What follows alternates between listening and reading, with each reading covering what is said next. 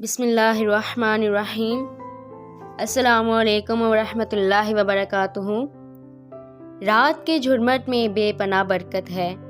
ویسے تو حدیث شریف میں آتا ہے کہ اس کو تاک راتوں میں، آخری عشرے کی تاک راتوں میں تلاش کرو، لیکن حضرت عبید بن کعب رضی اللہ تعالیٰ عنہ قسم کھایا کرتے تھے کہ مجھ سے قسم لے لو، شب قدر جو ہے 27ویں رات کو ہے۔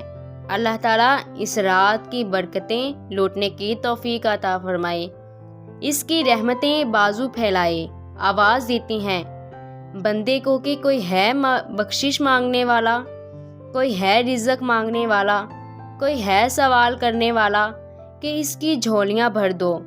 صرف 4 اشخاص اس رات سے محروم رہتے ہیں: ایک عادی شرابی، دوسرا والدین کا نافرمان، تیسرا قاتلوں محرم، خون کے رشتوں کو توڑنے والا، اور چوتھا وہ شخص جو سخت دشمنی رکھتا ہو۔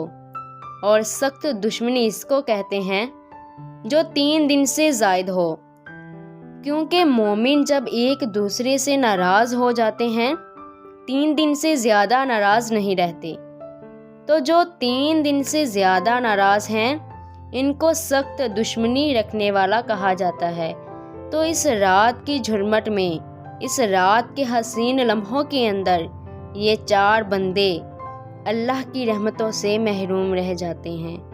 اگر توبہ کر لے تو اللہ تعالیٰ اس رات کا حصہ بھی اس کو عطا فرما دیتا ہے۔ جب انسان جاگتا ہے اس رات میں تو اللہ تعالیٰ ماقبل سارے گناہوں کو معاف فرما دیتا ہے۔ جس نے لیلۃ القدر کو قیام کیا، اللہ تعالیٰ اس کے پچھلے سارے گناہوں کو معاف فرما دیتا ہے۔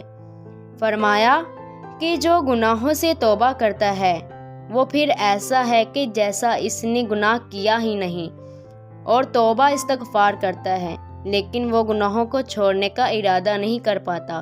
اپنے اندر جمع کیا ہوا گناہوں کا وہ اپنے رب سے مذاق کرنے والا ہے کہ جس پر استغفار کر رہا ہے اس کو تو چھوڑ ہی نہیں رہا، ارادہ ہی نہیں کر رہا میں نے اس کو چھوڑنا ہے۔ تو جو ہم دعا مانگتے ہیں، جو ہم کہتے ہیں، اس کا احتساب ہونا چاہیے، اور جو ہم اللہ سے وعدہ کرتے ہیں اس وعدے کو پورا کرنے کی کوشش کرنی چاہیے۔ انسان کے توبہ سے گناہ مٹ جاتے ہیں، استغفار پڑھنے سے اللہ تعالیٰ درجہ بلند فرما دیتا ہے۔ حضور علیہ السلام نے ارشاد فرمایا، میں ہر روز اللہ سے 100 مرتبہ استغفار کرتا ہوں، 100 مرتبہ، جبکہ حضور صلی اللہ علیہ وآلہ وسلم کے دامن میں تو گناہوں کا ایک داغ بھی نہیں ہے، اس کے باوجود بھی 100 مرتبہ اللہ کی بارگاہ میں استغفار کرتے ہیں۔ ہم لپٹے پڑے ہیں گناہوں سے، صبح سے شام تک ہماری زندگی دلدل میں پھنسی ہوئی ہے۔ کبھی رہا میں تو بہت زیادہ استغفار کی ضرورت ہے۔ شکریہ۔